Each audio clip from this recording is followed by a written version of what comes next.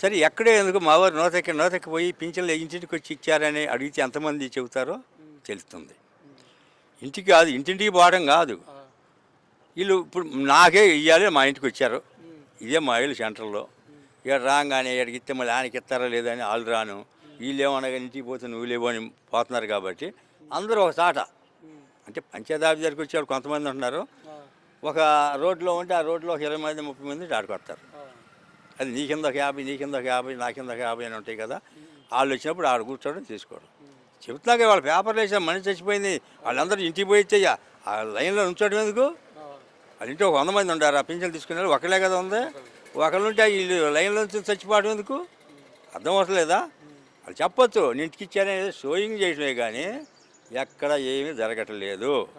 Fee రింబెన్స్ లేక విద్యార్థులు ఆలోచిస్తున్నారు. ఇవాళ ఏమన్నారు, ఇవాళ అది కూడా వేశారు పేపర్లో, ఫీజు కడితే కట్టిన వాళ్ళే స్కూల్లో రాండి, లేకపోతే లేదు. బయట నిలేసేశారు. ఫీజు కట్టలేదు కానీ మీరు రావడానికి బయట నిలేశారు. మరి జగన్ ప్రభుత్వంలో ఎప్పుడైనా నిలేసినట్టు ఉందా?